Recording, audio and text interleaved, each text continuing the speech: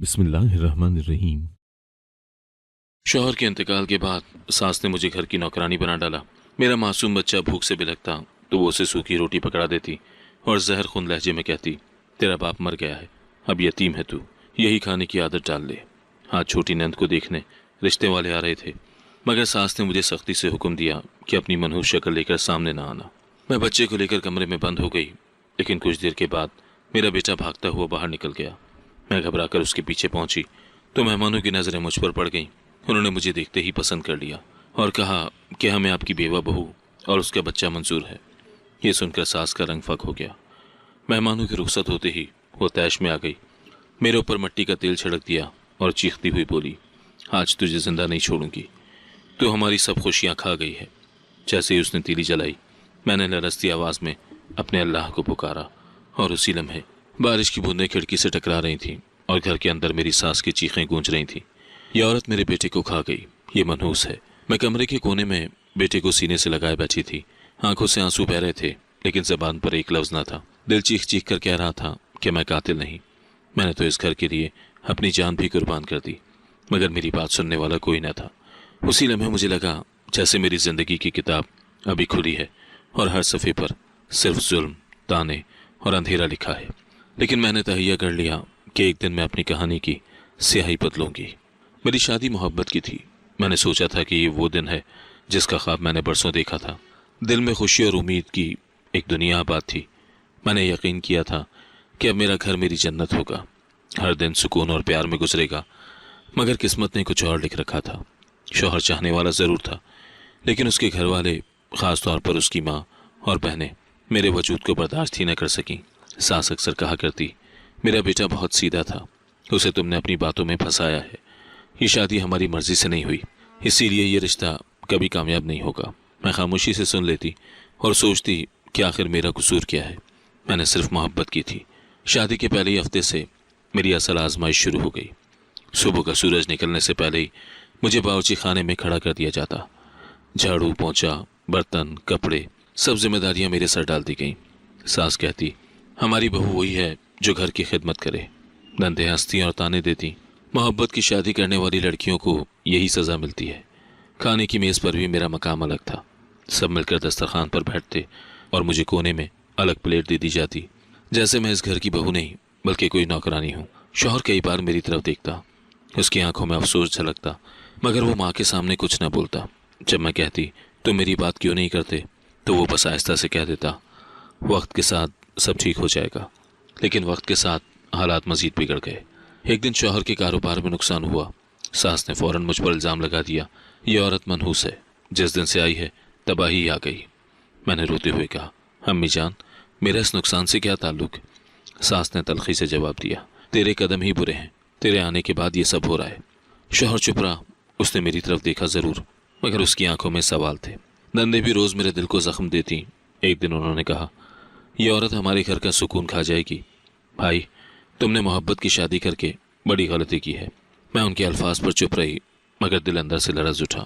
शौहर ने मेरी तरफ देखा। उसकी आंखों में खामोशी थी, जैसे वो सब कुछ सुनता था मगर बोलने की हिम्मत न करता था।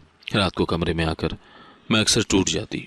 शौहर के सामने मुस्कुरा देती कि कहीं वो मज़ीद परेशान ना हो जाए, मगर जैसे ही वो सो जाता, मैं आंखों से खामोशी के आंसू बहाती।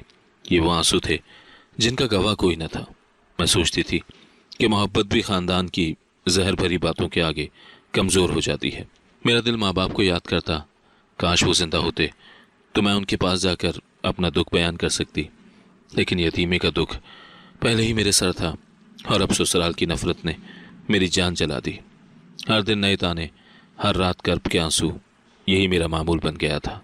सास कभी कहती, ये बदसूरत है, मेरे बेटे के लायक नहीं है।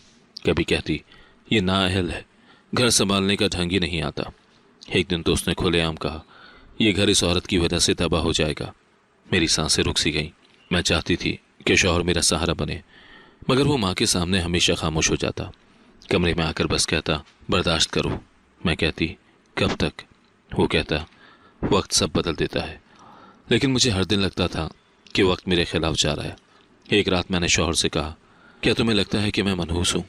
वो चौंक गया और मेरे करीब आकर बोला, ऐसी बातें मत किया करो, तुम मेरी ज़िंदगी की खुशी हो। मैंने आंखों से आंसू साफ किए, मगर दिल फिर भी मुतमईन न हुआ, क्योंकि अगले दिन जब सास मेरे सामने जहर उगलेगी तो वो फिर खामोश हो जाएगा। नंदों का रवैया भी नाकाबिले बर्दाश्त था। वो रोज़ मोहल्ले की लड़कियों के सामने मेरा मजाक उड़ाती, कहती ये हमारी भाभी नहीं है, ये हमारी नौकरानी है। मैं कुछ ना कहती, बस अल्लाह को याद करती। कभी सोचती क्या मोहब्बत करने का यही अंजाम होता है। शौहर के सामने मैं कोशिश करती कि हंसती रहूं, उसके सामने दुख का इजहार न करती ताकि वो टूट ना जाए, लेकिन दिल जानता था कि मैं अंदर से दिन ब दिन खाली होती जा रही हूँ। मेरा रंग पीला पड़ने लगा था, मेरा वजूद थक गया था। सास जब भी किसी मेहमान के सामने बैठती तो मेरी बुराई करती, कहती ये मनहूस औरत आई है और मेरा बेटा बदल गया है। कभी कहती ये हमारे ख़ानदान की इज्जत बर्बाद कर देगी। मैंने कई बार सोचा कि काश मैं यहाँ ना आती, काश ये शादी ही ना होती, लेकिन फिर मेरा दिल कहता ये तो मेरी मोहब्बत है। मैंने अपनी खुशी के लिए नहीं, अपने दिल के फैसले के लिए ये रिश्ता निभाया है। मैंने सोचा शायद एक दिन सब बदल जाए, शायद एक दिन ये घर भी मुझे कबूल कर ले, मगर हर गुजरता दिन मेरे ख्वाब तोड़ता था। मोहब्बत की शादी जो मेरी खुशियों का ख्वाब थी, अब मेरी सबसे बड़ी आजमाइश में बदल चुकी थी। मुझे लगता था कि मैं किसी अंधी गली में आ गई हूँ जिसका कोई रास्ता नहीं, और दिल कहता था ये तो सिर्फ शुरुआत है, आगे न जाने और कितनी तूफान खेजी बाकी है। एक दिन घर में जेवरात गायब हो गए। ये वाक़या ऐसे वक्त में हुआ जब पिछले कई दिनों से मेरे खिलाफ माहौल बनाया जा रहा था। पहले ही मुझे मनहूस और बुरा भला कहा जाता था, अब अचानक जेवरात गायब होना जैसे सबको एक बहाना दे गया। घर की औरतें शोर मचाने लगीं। सास ने ऊंची आवाज़ में कहा ये सब इसी का काम है, ये बहू हमारे घर की इज्जत बर्बाद करने पर तुली हुई है। मैं गड़बड़ाई और पूछा अम्मी जान आप ऐसा कैसे कह सकती हैं, लेकिन किसी ने मेरी बात नहीं सुनी। सब ने एक ज़बान होकर कहा कि जेवरात मेरे कमरे में है। मेरे लिए ये बात नाकाबिले यकीन थी। मैंने कहा मेरे कमरे में कैसे हो सकते हैं, आप सब आकर देख लें, मुझे यकीन है कि कुछ भी नहीं मिलेगा। मगर वो सब पहले ही तय किए हुए लग रहे थे। नंदे मुझे बाजू से पकड़कर कमरे से बाहर ले आई। सास ने कहा सबके सामने तलाशी लो ताकि सच्चाई सामने आ जाए। मेरा दिल धड़क रहा था, मुझे यकीन था कि कुछ नहीं निकलेगा।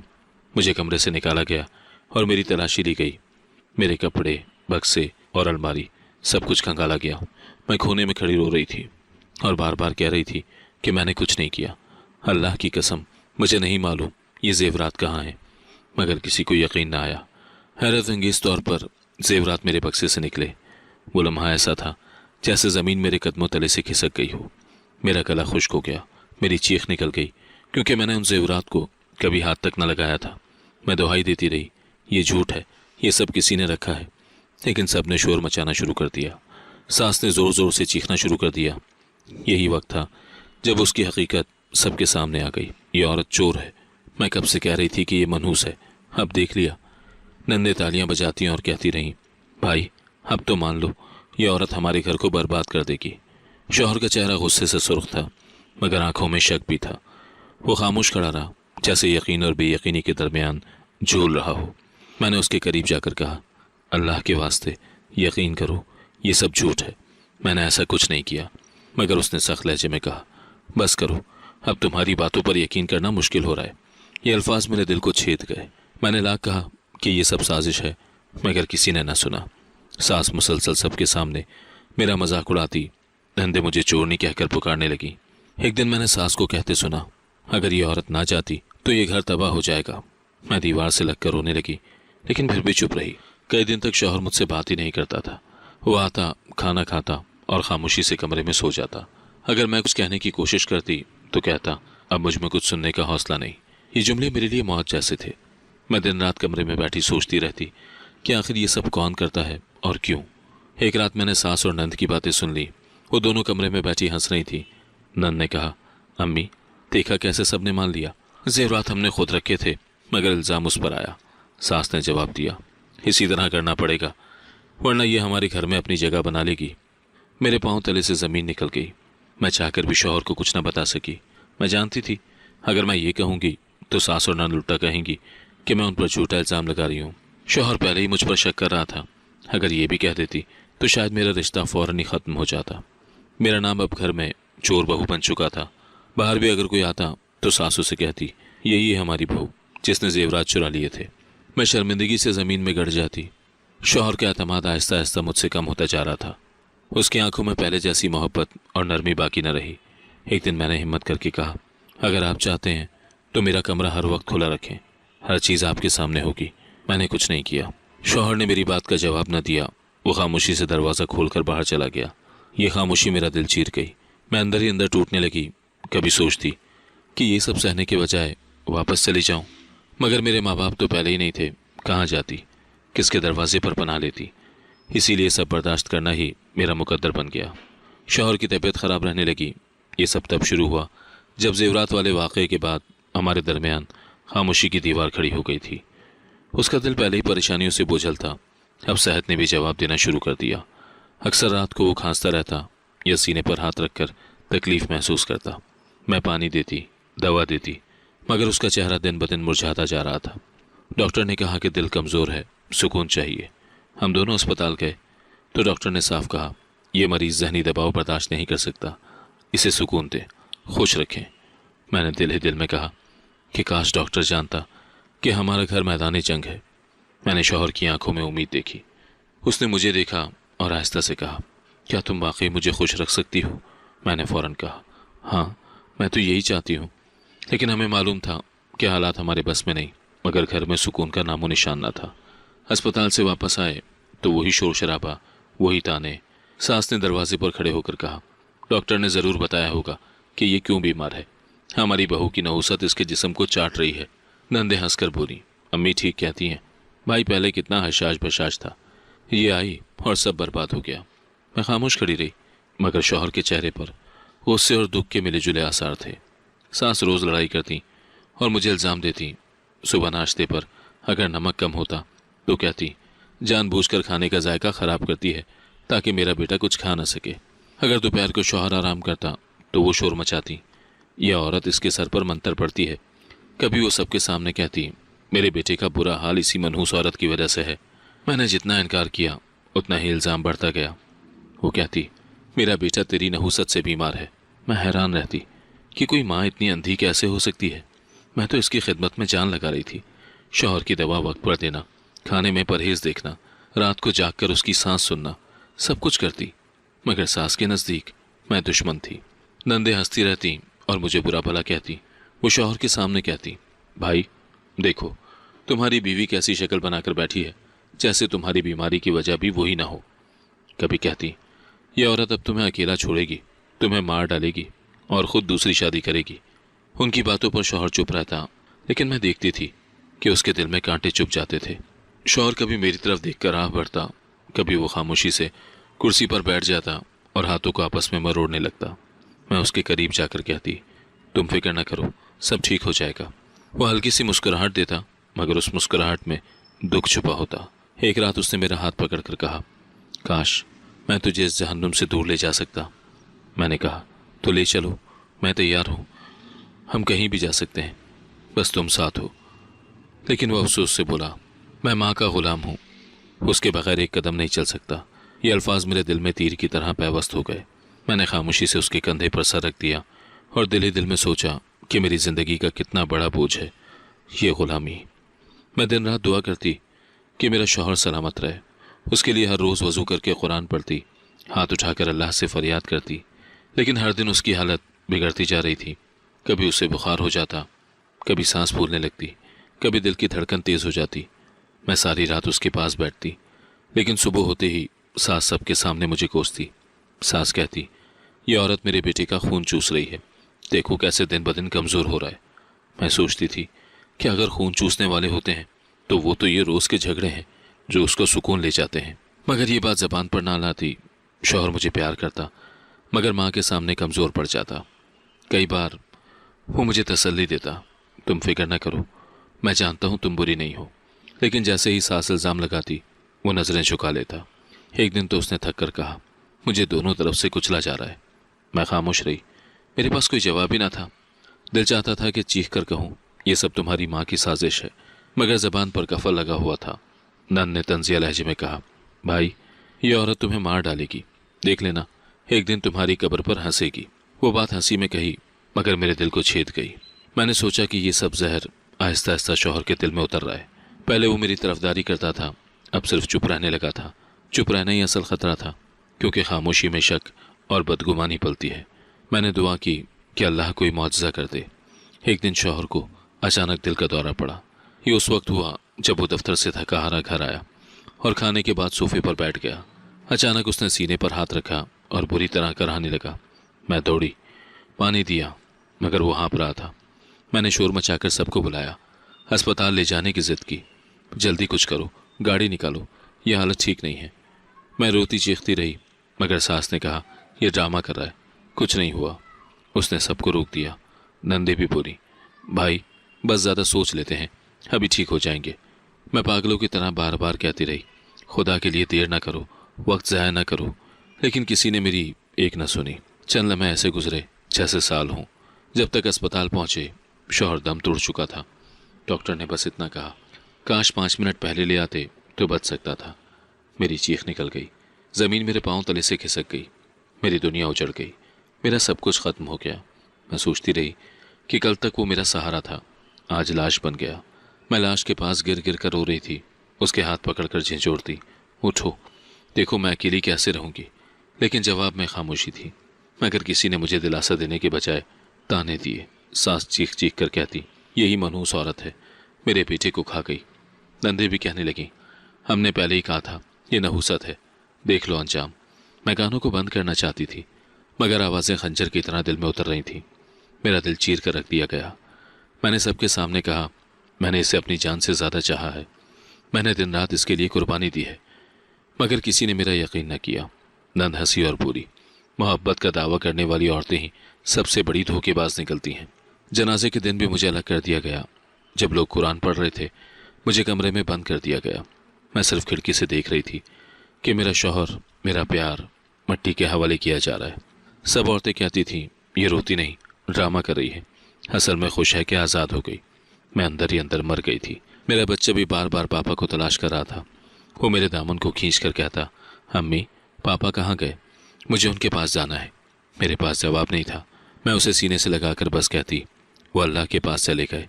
वो जिद करता, अम्मी अल्लाह के पास से कब वापस आएंगे। मेरा कलेजा टुकड़े टुकड़े हो गया। दिल चीख रहा था, मगर ज़बान खामोश थी। न कोई सुनने वाला था, न समझने वाला। सास बार बार रिश्तेदारों के सामने मुझे जलील करती। एक कज़न ने आकर मुझसे कहा, भाभी सब्र करें, मगर अपनी सफाई भी दें। मैंने जवाब दिया, सफाई देने का भी कोई फ़ायदा नहीं। सब ने फैसला कर लिया है कि कसूरवार मैं हूँ। उस दिन से मेरा मकाम बीवी से बेवा तक गिर गया। पहले लोग मुझे बहू कहकर बुलाते थे, अब सिर्फ बेवा कहते, जैसे मेरा वजूद सिर्फ मातम का निशान रह गया हो। घर के अंदर भी मेरा मकाम बदल गया।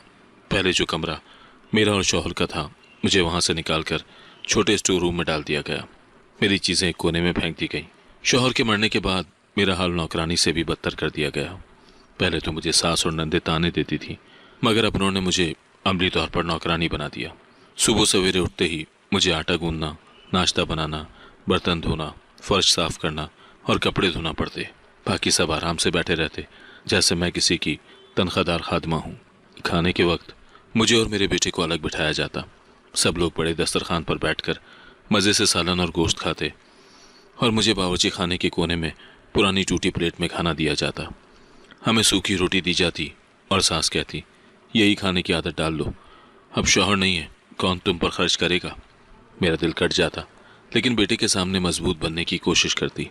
मैं उसके मुंह में निवाला डालकर हंसने की अदाकारी करती, हालांकि आंखों में आंसू तैर रहे होते। नंद रोज कहती, अब तुझे कौन अपनाएगा, तू हमेशा हमारी गुलाम रहेगी, तुझे यहीं मरना है। कभी वो मुझे बावर्ची खाने में धक्के दे देती और कहती, जल्दी कर नौकरानी। मैं चुप रहती, क्योंकि लड़ाई का मतलब था मजीद जिल्लत। मैं दिन रात बस दुआ करती कि अल्लाह कोई रास्ता निकाल दे। कई बार तहज्जुद में रोते हुए अल्लाह को पुकारा, है परवरदिगार, मेरा शौहर तो चला गया, मगर मेरा बच्चा मेरे साथ है, उसे किसी के आगे जलील न करना। दुआ करते करते मेरे होंठ सूख जाते। कपड़े तक मैं पुराने पहनने पर मजबूर थी। मेरी शादी के जोड़े संदूक में बंद कर दिए गए। सास ने कहा, ये रंगीन कपड़े अब नहीं पहन सकती, बेवा औरत को सिर्फ सादा कपड़े जेब देते हैं। मैंने अपनी मर्जी से कुछ नहीं पहना, जो मिला पहन लिया। अक्सर कपड़ों पर पैबंद लगाए होते थे। मेरी हंसी जैसे मर चुकी थी। मोहल्ले की औरतें कहती, ये बेवा है, इसे हंसना भी नहीं चाहिए। अगर कभी बेटे के साथ खेलने में हल्की सी मुस्कुराहट लबों पर आ जाती तो सास फौरन कहती, शर्म नहीं आती, अभी तेरा शौहर मरा है। बेटे की मासूम आंखें भूख से भर जाती तो मेरा दिल तड़प उठता। कभी वो सालन मांगता तो मैं बहाना करती, बेटा डॉक्टर ने कहा है तुझे ज़्यादा सालन नहीं खाना, सूखी रोटी ही सेहत के लिए अच्छी है। मगर हकीकत ये थी कि सालन मुझे मिलता ही नहीं था। वो मासूम यकीन कर लेता, मगर मैं कुछ नहीं कर सकती थी। शौहर के बाद मेरा कोई सहारा न था। गांव में भी मेरा कोई करीबी रिश्तेदार न था। अगर कोई मेहमान आता तो सास सबके सामने कहती, हमारी बहू को देखो, ये अब बस हमारे खाने पर पल रही है, और सब हंस देते। मुझे अक्सर कहा जाता, तुम्हें दोबारा शादी का ख्वाब भी नहीं देखना चाहिए। एक दिन नन ने कहा, अगर तूने दूसरी शादी का सोचा भी तो हम तुझे और तेरे बच्चे को घर से निकाल देंगे। मैंने जवाब दिया, मेरी जिंदगी का फैसला मेरा रब करेगा, तुम नहीं। मगर वो और भी भड़क गई। मैं सोचती थी कि क्या बेवा औरत का कोई हक नहीं, क्या उसकी जिंदगी खत्म हो जाती है। गांव की औरतें भी मेरा मजाक उड़ाती। जब मैं कुएं पर पानी भरने जाती तो वो कहती, ये औरत अपने शौहर को खा गई है, अभी देखना ये दूसरों के घरों में नजर डालेगी। उनकी हंसी मेरे कानों में जहर बनकर गूंजती। हर दिन एक नई जिल्लत मेरा इंतजार करती थी। कभी नंद मेरी चारपाई तोड़ देती, कभी सास मेरे कपड़ों पर तेल गिरा देती। एक दिन उन्होंने मेरे बेटे को खाने के लिए रोटी भी न दी। मैंने खुद भूखी रहकर उसके लिए रोटी छुपाई और उसे खिलाई। मेरा दिल चाहता था कि सब कुछ छोड़कर भाग जाऊं। कई बार सोचा कि बेटे को साथ लेकर कहीं और निकल जाऊं, लेकिन कहाँ जाती। मेरे पास न कोई घर था, न कोई सहारा। मैं जानती थी अगर निकलूंगी तो माशरा उंगलियां उठाएगा। मगर मेरा बेटा मेरी जंजीर भी था और मेरा सहारा भी। उसकी हंसी मेरा हौसला बन जाती। वो जब मेरे गले लगकर कहता, अम्मी मुझे डर नहीं लगता, आप हो ना, तो मेरा दिल मजबूत हो जाता। मैं सोचती कि अगर मैं हार गई तो ये बच्चा कहाँ जाएगा। सास कहती, ये लड़का भी हमारे खाने पर पल रहा है, बोझ है। हमने तेरे बाप को पाला, अब उसके बेटे को क्यों पाले। मैंने रोते हुए कहा, यह आपका पोता है, इसे यूं मत कहिए। मगर वो हंसकर बोली, पोता नहीं, ये बोझ है। मैं चुपचाप उसकी बातें सह जाती। मेरे पास कोई जवाब न था। मैं हर रोज अपने दिल को तसल्ली देती और कहती कि अल्लाह देख रहा है। मगर अंदर ही अंदर मैं फैसला कर चुकी थी कि एक दिन सब बदलूंगी। मैंने सोचा कि मेरा बेटा किसी के रहम पर नहीं पलेगा। मैं इसे इज्जत दिलाकर रहूंगी, चाहे रास्ता कितना ही कठिन हो, मगर मैं हार नहीं मानूंगी। एक दिन खबर मिली कि नंद के रिश्ते वाले घर आने वाले हैं। सुबह से ही घर में हलचल थी। सास ने बड़े एहतमाम से बावर्ची खाने में खाने पीने की तैयारी शुरू कर दी। हर कोने की सफाई करवाई गई, पर्दे बदले गए, नंद को संवारा गया। मुझे हुक्म दिया गया कि ज्यादा काम करूं लेकिन किसी को नजर ना आऊं। सास ने मुझे हुक्म दिया कि अपनी मनहूस शक्ल लेकर कमरे से बाहर ना निकलना। उसने सख्त लहजे में कहा, अगर आज तू मेहमानों के सामने आई तो तेरा और तेरे बेटे का बुरा हाल करूंगी। नंद ने भी कहा, हाँ, तेरे होते हुए मेरा रिश्ता पक्का नहीं होगा। लोग तुझे देखेंगे तो इनकार कर देंगे। मैं खामोशी से सर झुकाकर कमरे में चली गई। मैं बेटे को साथ लेकर कमरे में छुप गई। उसे खेलने के लिए कहा ताकि वो बाहर ना निकले। मैंने दरवाज़ा अंदर से बंद किया, मगर बच्चे की जिद थी कि सबके पास जाए। मैं बार बार कहती रही, बेटा बाहर नहीं जाना, मगर बच्चा भला कब रुकने वाला था। मेरा बच्चा भागता हुआ बाहर निकल गया। मैंने पीछे से आवाज़ दी, लेकिन उसने दरवाज़ा खोलकर दौड़ लगा दी। मैं हड़बड़ाकर उसके पीछे भागी। जैसे ही बाहर पहुंची, सबकी नज़रें मुझ पर पड़ गईं। मैं सहमी हुई खड़ी थी। बच्चे को गोद में उठाया और नज़रें झुका ली। सास ने तेज़ आवाज़ में कहा, यह कौन सा वक्त है सामने आने का, अंदर क्यों नहीं रही। मगर उस वक्त मेहमानों की नज़रें मुझ पर जमी हुई थी। मेहमानों ने मुझे देखा और खामोश हो गए। उनके चेहरे पर हैरानी और सोच की लकीरें थीं। उन्होंने मुझे और मेरे बेटे को बार बार देखा। नंद का रंग उड़ने लगा। उन्होंने आहिस्ता से कहा, हमें ये बेवा बहू पसंद है, हमें ये चाहिए। ये अल्फाज सबके लिए बिजली बनकर गिरे। कमरे में खामोशी छा गई। मैं हैरान रह गई कि किसी ने मुझे पसंद करने की बात की है। सास का चेहरा गुस्से से सुर्ख हो गया। वो फौरन बोली, आपको गलतफहमी हुई है, ये हमारी बहू है, ये मनहूस औरत है। मगर मेहमानों ने साफ कहा कि वो मुझे ही चाहते हैं। उसने फौरन बात बदलने की कोशिश की। कहने लगी, असल में ये हमारी खिदमतगार जैसी है, हमारी बेटी के मुकाबले में इसकी हैसियत कुछ भी नहीं। नंद ने मस्तूरी मुस्कुराहट के साथ कहा, आप लोग मेरी तरफ ध्यान दें। लेकिन मेहमानों को ध्यान बंटने वाला नहीं था। मेहमानों ने वाजे कह दिया, हमें आपकी बहू और उसका बेटा मंजूर है, हमने सोच समझ कर फैसला किया है। उनके ये अल्फाज सुनकर मेरा दिल जोर से धड़कने लगा। नंद का चेहरा उतर गया। वो रूहान सी होकर अंदर चली गई। सास बार बार पानी के गिलास उठाकर रख रही थी, जैसे अपनी झुंझलाहट को छुपाने की कोशिश कर रही हूँ। सास ने आंखों ही आंखों में मुझे जलाने वाली नज़र डाली। वो नज़र ऐसी थी कि अगर मुमकिन होता तो वो मुझे उसी वक्त जिंदा जला देती। मैंने नज़रें झुका ली। मेहमान चले गए, मगर घर का माहौल आग की तरह जलने लगा। जैसे ही दरवाज़ा बंद हुआ, सास ने सबके सामने चीख कर कहा, यह सब तेरी वजह से हुआ है, तूने मेरी बेटी का रिश्ता बर्बाद कर दिया। सास ने मुझे कमरे में बुलाकर कहा, तूने हमारी इज्जत खाक में मिला दी, मैं तुझे कभी माफ़ नहीं करूंगी। नंद ने भी रोते हुए कहा, भाई की मौत के बाद भी ये औरत खुशियां छीन रही है। जोर जोर से दरवाज़ा बंद करने लगी ताकि सब उसकी तकलीफ देख सकें। मैं खामोश रही, लेकिन दिल में अल्लाह का शुक्र अदा किया, क्योंकि पहली बार किसी ने मुझे पसंद किया था। ये मेरे लिए एक मौजज़े से कम ना था। न जाने कितने अरसे के बाद दिल में उम्मीद की एक किरण जागी।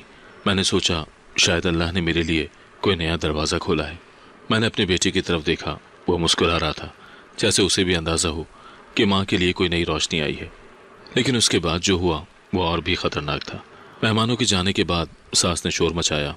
उसकी आंखों में खून उतरा हुआ था और वो बार बार ज़मीन पर हाथ मारती हुई चीख रही थी, ये सब तेरी वजह से हुआ है। मेरी बेटी का रिश्ता बर्बाद हो गया, तूने हमारी इज्जत छीन ली, आज तुझे जिंदा नहीं छोड़ूंगी। पूरे घर में कोहराम मच गया। नंद भी रोते हुए माँ के साथ आवाज़ें मिला रही थी। वो चीख रही थी, तूने हमारी इज्जत छीन ली, आज तुझे जिंदा नहीं छोड़ेंगे। मैं बेटे को अपनी गोद में समेटकर कमरे के कोने में दुबक गई। मेरा दिल धड़क रहा था, लेकिन जबान से एक लफ्ज़ ना निकल रहा था। सास ने गुस्से से करीब रखा तेल का कैन उठाया और मेरे ऊपर मिट्टी का तेल छिड़क दिया। कमरा एकदम उस बदबू से भर गया। मैं लरसती आवाज़ में अल्लाह को पुकारने लगी, या अल्लाह मेरी मदद फरमा, मेरे बच्चे को यतीम न कर। मेरा बेटा खौफ से चीखने लगा और मेरी चादर पकड़कर कहने लगा, अम्मी क्या हो रहा है। मैंने उसे सीने से लगाकर कहा, बेटा अल्लाह हमें बचाएगा। उसने दिया सलाई जलाई और चीख कर कहा, आग में जल मर। मैंने अपनी आंखें बंद कर ली। उस समय मुझे लगा ये दुनिया में मेरी आखिरी मंजिल है। मगर जैसे ही वो दिया सलाई आगे लाई, अचानक पूरी हवेली की बिजली चली गई और घर अंधेरे में डूब गया। सास की चीख रुक गई, उसके हाथ से जलती हुई तीली नीचे गिर गई। मोहल्ले वाले शोर सुनकर घर में आ गए। दरवाजे पर हलचल हुई और कई औरतें भागकर अंदर दाखिल हुईं। एक औरत ने मेरे सर पर पानी डाला, दूसरी ने मेरे बेटे को अपनी बाहों में उठा लिया। मर्दों ने शोर मचाते हुए पूछा, ये सब क्या हो रहा है। मैं कांपती हुई जमीन पर गिरी हुई थी। उन्होंने मुझे बचा लिया। मैं पानी पीकर कुछ संभली तो देखा सब लोग हैरान खड़े हैं। सास ने सबके सामने कहा, ये झूठ बोल रही है, ये खुद जलना चाहती थी ताकि सबका इल्जाम हम पर लगे। नंद फौरन बोली, हाँ हमने अपनी आंखों से देखा, ये खुद पर तेल डाल रही थी। मोहल्ले वाले हैरान थे, लेकिन कुछ बोल ना सके। कुछ औरतें हमदर्दी से मुझे देख रही थी, मगर सास के खौफ से खामोश रहीं। एक आदमी ने कहा, बीबी अपनी बहू के साथ ऐसा सलूक ना करें। मगर सास ने सख्त लहजे में जवाब दिया, यह हमारी इज्जत खराब करने पर तुली है, इसके साथ जैसा सलूक चाहेंगे करेंगे। मैं अपने कमरे में लरसती हुई बैठी थी। दिल अब भी तेज धड़क रहा था। हर लम्हा लग रहा था कि कोई आकर फिर से मुझे मारने की कोशिश करेगा। मेरा बेटा खौफ से मेरी चादर में छुप गया। वो बार बार कहता, अम्मी हमें कहीं और चलना चाहिए। मैंने उसे सीने से लगाकर कहा, अल्लाह हमें बचाएगा, डरना नहीं। उस वक्त मेरी एक पड़ोसन आई, जिसने चुपके से कहा, बीबी ये लोग तुझे मार डालेंगे, इन पर भरोसा ना करो। उसकी बात ने मेरे जिस्म को कपकपाहट में मुब्तला कर दिया। मैंने पहली बार सच में मौत को करीब से देखा। ये लम्हा ऐसा था जैसे मेरी ज़िंदगी का खात्मा हो रहा हो, लेकिन मैं जिंदा थी क्योंकि अल्लाह ने मुझे बचाया था। बिजली का जाना, मोहल्ले वालों का अचानक आ जाना, ये सब मेरे लिए मुआवजे से कम ना था। उस रात मैंने तहैया कर लिया कि अब खामोश नहीं रहूँगी। अगर मैं और खामोश रही तो ये लोग एक दिन वाकई मेरा और मेरे बेटे का खात्मा कर देंगे। मैंने अपने रब से दुआ की, या अल्लाह मुझे हिम्मत दे, चाहे दुनिया कुछ भी कहे, मुझे अपने बेटे के लिए लड़ना होगा। अगर मैं झुक गई तो मेरा बच्चा भी सारी ज़िंदगी जिल्लत सहता रहेगा। मैंने फैसला किया कि अब उनके हर जुल्म का जवाब अपने सब्र और हिम्मत से दूंगी। मेरी आंखों में एक नई रोशनी जाग उठी। मैंने बेटे के सर पर हाथ फेरते हुए कहा, अब तुम्हारी माँ कभी कमज़ोर नहीं पड़ेगी। वो मुस्कुरा दिया, जैसे उसने मेरी बात को समझ लिया हो। लेकिन आजमाइशें अभी ख़त्म नहीं हुई थी। मुझे मालूम था सास और नंद इस नाकामी के बाद मज़ीद ख़तरनाक खेल खेलेंगी और मेरा अगला इम्तहान अभी बाकी है। अब नंद ने एक नया खेल शुरू किया। पिछले हादसे के बाद वो और ज़्यादा दुश्मन बन गई थी। सास के सामने वो मीठा बोलती, मगर पीछे मेरे खिलाफ मंसूबा बनाती। उसने सोच लिया था कि अगर वो बराह रास्त मुझे नुकसान ना पहुंचा सकी तो मेरे किरदार पर वार करेगी। मैं जानती थी कि एक औरत की सबसे बड़ी कमज़ोरी उसकी इज्जत है। उसी को हथियार बनाया। वो मोहल्ले में अफवाहें फैलाने लगी कि मैं किसी मर्द से बातें करती हूँ।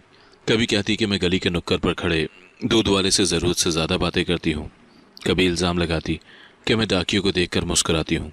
ये सब बेबुनियाद बातें थी, लेकिन मोहल्ले की औरतें एक दूसरे को सुनाती जाती और बात फैलती जाती। हर रोज कोई ना कोई नई कहानी सुनाई जाती। एक दिन मैं पानी भरने कुएं पर गई तो एक औरत ने तंज किया, बीबी तुम तो बड़ी बातों नहीं निकली, सुना है आधी रात को भी तुम्हारी महफिलें लगती हैं। मेरा चेहरा शर्म और दुख से सुर्ख हो गया। मैंने इनकार किया मगर वो औरत हंसती रही। एक दिन उसने कहा कि मैं रिश्ते वालों को खुद बुलाती हूँ। वो नंद के कमरे में जाकर सबको इकट्ठा करती और ऊंची आवाज में कहती, ये बहू खुद खत लिखती है और मर्दों को यहाँ बुलाती है, इसकी नज़र किसी और पर है। सास फौरन यकीन कर लेती और मुझ पर चिल्लाती। हरामखोरी के साथ साथ ये बेहयाई भी। हमने कहा था ये औरत घर का सुकून खा जाएगी, और मुझ पर चिल्लाती। एक दिन सबके सामने उसने कहा, तेरी वजह से लोग हमारे घर आने से कतराते हैं, तू बदनामी का दाग है। मैंने हाथ जोड़कर कहा, अम्मी जान अल्लाह के वास्ते झूठ ना बोले, लेकिन मेरी एक ना सुनी गई। नन ने कहा, यह औरत कभी इज्जत नहीं दे सकती, ये बदचलन है। भाई की मौत के बाद भी इसका खून नहीं भरा, अब दूसरों पर भी नजरें डाल रही है। उसकी बातों ने मेरा दिल छलनी कर दिया। मैंने लाख सफाई दी मगर किसी ने ना सुनी। हर बार मेरा जवाब उनके कहकहों में दब जाता। मेरा बेटा बड़ा हो रहा था और वो सब कुछ सुन रहा था। पहले वो छोटा था तो समझ ना पाता था, मगर अब उसे अल्फाज के मतलब समझ आने लगे थे। जब वो सुन लेता कि औरतें मुझे बुरा भला कह रही हैं तो वो चुप कर मेरे पास आ जाता। उसकी मासूम आंखों में सवाल थे। एक दिन उसने मेरा दुपट्टा पकड़ कर कहा, अम्मी सब क्यों कहते हैं कि आप बुरी हैं। मेरा दिल टूट गया, लेकिन मैंने उसके गाल पर हाथ रखकर कहा, बेटा अल्लाह सब जानता है, दुनिया कुछ भी कहे, अल्लाह जानता है तुम्हारी माँ कैसी है। वो खामोश हो गया मगर उसकी आंखों में उदासी उतर आई। नंद का मकसद यही था कि मेरा किरदार खत्म हो जाए। वो चाहती थी कि मेरा बेटा भी मुझसे नफरत करने लगे। एक दिन मैंने सुना वो बेटे को कह रही थी, तेरी माँ अच्छी औरत नहीं है। मैं कमरे से बाहर निकली और गुस्से से कहा, मेरे बेटे के कान मत भरो, मगर वो हंसती रही। उसने मोहल्ले की औरतों को भी मेरे खिलाफ कर दिया। जब भी मैं गली से गुजरती औरतें आपस में सरगोशियां करती।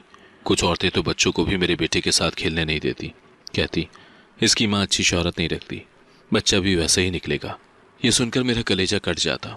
मैं जहाँ जाती सब नजरें बदल लेते। अगर मैं बाजार जाती तो दुकानदार भी अजीब नजरों से देखते। एक दिन आटे वाले ने कहा, बीबी आप हिसाब बाद में कर लेना। हालांकि मेरा हिसाब हमेशा वक्त पर होता था। मुझे अंदाजा हो गया नन ने बाजार तक मेरी बुराई पहुंचा दी है। मेरे अंदर की औरत रो रो कर मर रही थी। मैं सोचती थी कि मेरी जिंदगी का सबसे कीमती असासा, मेरा किरदार, अब लोगों के तानों की जद में है। मगर माँ की हैसियत से मैं मजबूत रही। मैंने अपने बेटे के सामने कभी कमजोरी ना दिखाई। मैंने सोचा कि ये सब एक दिन खत्म होगा। मैंने अपनी दुआओं में और ज्यादा शिद्दत डाल दी। अल्लाह से कहती, तो मेरे सब्र को रायगा ना जाने देना। मुझे यकीन था कि एक दिन हक और सच सबके सामने आ जाएगा। अल्लाह सबके दिलों का हाल जानता है। यही सोचकर मैं दिन रात हिम्मत बांधती। अगरचे मेरे कानों में ताने गूंजते रहते, मगर मैंने खुद को टूटने नहीं दिया। नंद की बातों ने मेरा सब्र आजमा दिया। वो कभी बाज ना आती, रोज नई कहानियां तलाशती। कभी कहती मैं किसी मर्द को खत लिखती हूँ, कभी कहती मैं मोहल्ले के किसी शख्स के साथ भाग जाऊंगी। मैं सुनती और अल्लाह को याद करती, लेकिन मैंने हिम्मत ना हारी। मैंने फैसला किया कि अब वक्त आने पर मैं इन सबके झूठ को इन्हीं पर लौटाऊंगी। मेरा बेटा मेरा हौसला था, उसके लिए मैं हर इल्ज़ाम सहने को तैयार थी, मगर मैं टूटने वाली नहीं थी। वही रिश्ते वाले दोबारा घर आए। इस बार वो ज़्यादा संजीदा और पुरज़म लग रहे थे। घर के दरवाजे पर आते ही मोहल्ले की औरतें हैरानी से देखती रह गईं कि कौन लोग हैं जो एक बेवा औरत के लिए बार बार आ रहे हैं। सास और नन घबराहट में एक दूसरे को देखने लगी, मगर मेहमान सीधे सहन में बैठ गए। उन्होंने कहा, हमें आपकी बहू और उसका बच्चा चाहिए। ये अल्फाज सुनकर कमरे में सुकूत छा गया। मैं पर्दे के पीछे बैठी कांप रही थी। सास के माथे पर पसीना आ गया और नन ने फौरन माँ की बाहों को पकड़ा। सास ने गुस्से से कहा, यह हमारी इज्जत की दुश्मन है। ये औरत हमारे बेटे को खा गई। आपको मालूम नहीं ये कितनी मनहूस है। उसने ऊंची आवाज में कहा ताकि सब सुन ले, मगर उन मेहमानों के चेहरे पर अज़म के आसार थे। उन्होंने कहा, हमें यही रिश्ता मंजूर है। हमने सोच समझ कर फैसला किया है। उनकी बात ने सास के पैरों तले से जमीन खिसका दी। वो हकलाती हुई बोली, ये तो बेवा है, इसका बच्चा है, लोग क्या कहेंगे। लेकिन मेहमानों ने एक दूसरे की तरफ देखकर कहा, लोग जो चाहें कहें, हमें इसकी इज्जत करनी है। मैं डरी सहमी बैठी थी। दिल में कई तरह के खौफ और उम्मीदें इकट्ठी हो गई थी। मुझे यकीन नहीं आ रहा था कि कोई मुझे इतनी इज्जत से अपना रहा है। नंद और सास का चेहरा नफरत से चल रहा था। नंद बार बार नाक भूं चढ़ाकर कमरे में चली जाती और फिर वापस आकर तेज नजरें मुझ पर डालती। मैंने दिल ही दिल में अल्लाह का शुक्र अदा किया मेरी आंखों में आंसू आ गए, मगर मैंने उन्हें छुपाने की कोशिश की। ये पहला मौका था कि किसी ने मुझे इज्जत दी। बरसों के दुख के बाद पहली बार मुझे लगा शायद मैं भी खुशी की मुस्तहिक हूँ। मैंने सोचा शायद मेरा बेटा भी अब खुश हो सकेगा। वो जो रोज़ महरूमी देखता रहा, शायद अब उसकी ज़िंदगी बदल जाए। मैंने अपने बच्चे को गोद में लिया और उसके कान में आहिस्ता से कहा, बेटा, लगता है अल्लाह ने हमारी सुन ली है। वो मासूमियत से मुस्कुरा दिया। सास ने कहा, अगर ये शादी करेगी तो ये घर छोड़ना होगा। उसकी आवाज़ तेज थी, जैसे मुझे धमकी दे रही हो। मैंने दिल में कहा, मैं तो कब से कैद में थी। ये घर मेरा नहीं रहा था, बस एक कैद खाना बन चुका था। मुझे लगा कि शायद अब मुझे आज़ाद ज़िंदगी मिल जाएगी, लेकिन खौफ भी था कि अगर ये रिश्ता टूट गया तो क्या होगा। मेरे पास जाने के लिए कोई दूसरा सहारा नहीं था। अगर ये उम्मीद भी टूट गई तो शायद मैं बिल्कुल बिखर जाऊं। मोहल्ले की औरतें हैरान थी कि ये सब कैसे हुआ। वो चुपके चुपके एक दूसरे को कहती थी, कौन सा खानदान है जो बेवा को कबूल करने पर राजी है। कुछ औरतें झांक झांक कर सहन में देख रही थीं। कुछ कहती, बेवा को कौन अपनाता है, ये सब ढोंग है। मगर वो खानदान डट कर बोला, हम इसे अपना रहे हैं। हमें इसके माजी से कोई गर्ज नहीं। हमें इसका हाल और मुस्तकबिल अजीज है। ये सुनकर मैं अंदर ही अंदर कांप उठी। मेरा दिल धड़क रहा था, जैसे जिंदगी का सबसे बड़ा फैसला होने वाला हो। मैंने अपने हाथ मजबूती से बेटे के सर पर रखे और दुआ की, या अल्लाह, ये मौका मेरे हाथ से ना जाने देना। ये फैसला मेरी जिंदगी बदल सकता था। एक तरफ जिल्लत और कैद, दूसरी तरफ इज्जत और सुकून।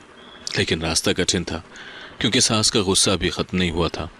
वो मुझे घूर कर कहने लगी, याद रख, अगर तूने ये कदम उठाया तो मैं तुझे और तेरे बच्चे को कभी चैन से जीने नहीं दूंगी। मैंने सोचा, यह अल्लाह की तरफ से निकला हुआ दरवाज़ा है। मैंने दिले दिल में हिम्मत बांधी कि अब चाहे कुछ भी हो, मैं इस मौके को ज़ाया नहीं करूंगी। मगर सास का गुस्सा भी ख़त्म नहीं हुआ। उसने नंद के कान में कहा, अब देखना, यह औरत घर छोड़ने से पहले मेरे हाथों से रोएगी। नंद ने सर हिलाया और दोनों की नज़रें मुझे इस तरह घूरने लगी जैसे वो मेरे लिए कोई नया जाल बुन रही हूँ। सास ने मुझे कमरे में बुलाकर कहा, अगर तूने शादी की तो तुझे मार डालूंगी। उसकी आवाज़ में जहर और आंखों में ऐसी वहशत थी कि मेरा दिल लरज़ उठा। वो बार बार अपनी चूड़ियां बजा रही थी, जैसे किसी बड़े फैसले पर आमादा हो। उसकी आंखों में खून उतरा हुआ था। मुझे यूं लगा जैसे वो अभी मेरे गले पर झपट पड़ेगी। मैंने पहली बार मजबूती से जवाब दिया, मेरा भी हक है खुशी का। मेरी आवाज़ कांप रही थी, मगर अल्फाज मजबूत थे। नन ने फौरन माँ की तरफ देखा और फिर हंसकर कहा, अम्मी देखें, यह हमें आंखें दिखा रही है। सास ने कुर्सी को जोर से ज़मीन पर मारा और चिल्लाई, ये ज़बान खोलने की हिम्मत कैसे कर रही है। वो चीखने लगी और नंद भी उसके साथ शोर मचाने लगी। नंद बार बार कह रही थी, यह औरत हमें बदनाम करेगी, यह हमारे ख़ानदान पर धब्बा है। शोर इतना बढ़ा कि मोहल्ले वाले जमा हो गए। दरवाजे के बाहर औरतें खड़ी हो गईं और मर्द भी अंदर आने लगे। मगर इस बार मैं खामोश ना रही। मैंने सबके सामने कहा, मैं अब अपने बेटे के लिए लड़ूंगी, अब मजीद जुल्म नहीं सहूंगी। मेरी ये बात सुनकर मोहल्ले वाले चौंक गए। कुछ औरतों ने कहा, आखिरकार इसने ज़बान खोली। मोहल्ले वाले भी जमा हो गए। सबने शोर सुनकर कहा, यह रोज़ रोज़ का तमाशा कब ख़त्म होगा। मैंने सबको मुखातिब करते हुए कहा, आप सब देख रहे हैं कि किस तरह मेरी जान लेने की कोशिश की गई और अब मैं मजीद यहाँ नहीं रह सकती। रिश्ते वाले ख़ानदान ने कहा, हम इसे इज्जत देंगे, ये हमारे घर जाएगी। उनके सरबराह ने सबके सामने कहा, हमें इसका माजी नहीं चाहिए, हमें इसका हाल और मुस्तकबिल अजीज़ है। उनकी बातों ने मेरे दिल को सहारा दिया। मैंने फैसला किया कि अब ये घर छोड़ना है। मैंने बेटे का हाथ थामा और अपनी चंद चीज़ें समेटना शुरू की। कमरे के कोने में रखा मेरा पुराना संदूक, वही चंद कपड़े और कुछ यादें, बस यही मेरा सरमाया था। सास ने आखिरी बार कहा, तू हमारी सब खुशियाँ खा गई है, तेरे कदम मनहूस हैं। तू इस घर में आई और मेरा बेटा मर गया, मेरा घर बर्बाद हो गया, मेरी बेटी का रिश्ता टूट गया। उसके अल्फाज खंजर की तरह थे, मगर इस बार वो मुझे ज़ख्मी न कर सके। मैंने आंखों में आंसू लिए कहा, मैंने सिर्फ दुख खाए हैं, आपकी बद्दुआओं ने मेरा सुकून छीना है, लेकिन मेरा अल्लाह मेरा गवाह है। मोहल्ले की औरतें हैरान थी कि इतने साल की खामोशी के बाद मैं इतनी मजबूती से बोल रही हूँ। मेरा बेटा मेरे साथ था, वो मुसलसल मेरे करीब खड़ा था। कभी मेरे दुपट्टे को पकड़ लेता। उसने मेरा हाथ पकड़ कर कहा, अम्मी, हम जाएंगे ना, वहाँ हमें कोई मारेगा नहीं ना। मैंने सर हिलाया और पहली बार सुकून महसूस किया। उसके सवाल के जवाब में सिर्फ एक आंसू मेरी आंख से निकला, लेकिन वो आंसू कमजोरी का नहीं बल्कि ताकत का था। मैंने बेटे को सीने से लगाया और कहा, हाँ बेटा, अब हम नए रास्ते पर चलेंगे।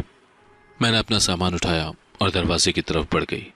कदम भारी जरूर थे, मगर दिल हल्का था। मैंने मुड़कर आखिरी बार उस घर को देखा जहां मेरी जिंदगी का सबसे बड़ा इम्तहान था। सास पीछे से बद्दुआएं दे रही थी। वो जोर जोर से चीख रही थी, ये औरत कभी सुकून नहीं पाएगी। नंद भी उसके साथ रोती और कहती, ये हमें तबाह करके जा रही है। लेकिन इस बार मैंने उन आवाज़ों को अपने कानों से निकाल दिया। लेकिन मेरा दिल मुतमईन था कि अब मैं आज़ाद हूँ। कई सालों के बाद पहली बार मुझे लगा कि मैं अपनी मर्जी से जी सकूंगी। मैंने दिल ही दिल में कहा, या अल्लाह, तेरा शुक्र है कि तूने मुझे ये दिन दिखाया। मैंने सोचा कि ये मेरा नया जन्म है। पुरानी जिंदगी में सिर्फ जुल्म सहती रही, अब मैं अपनी तकदीर खुद लिखूंगी। मैंने बेटे को कहा, हम एक नई दुनिया बनाएंगे जहाँ किसी की बद्दुआएं ना होगी। अब मैं अपने बेटे को इज्जत और सुकून दूंगी। मैंने तहैया किया कि चाहे कितनी ही मुश्किल हो, मैं इसे पढ़ाऊंगी, बड़ा बनाऊंगी। मैंने उसके सर पर हाथ रखकर कहा, बेटा, तुम वही बनोगे जो तुम्हारी माँ की सारी कुर्बानियों का जवाब होगा। और मेरी कहानी सब्र से उम्मीद तक का सफ़र मुकम्मल कर गई। मैं उस घर से निकली तो मुझे लगा जैसे मैं किसी अंधेरी कैद से आज़ाद हो रही हूँ। मैंने आसमान की तरफ देखा और दिल से दुआ की, या अल्लाह, मेरा ये कदम कामयाब बनाना। यह अंजाम नहीं था, बल्कि एक नई शुरुआत थी। अगर आपको आज की कहानी पसंद आई है तो वीडियो को जरूर लाइक कीजिएगा और अपने दोस्तों के साथ भी शेयर कीजिएगा। और हाँ, अगर आपने अभी तक हमारा चैनल सब्सक्राइब नहीं किया तो जरूर सब्सक्राइब करें। मिलते हैं कल एक नई और दिलचस्प कहानी के साथ। अल्लाह हाफिज।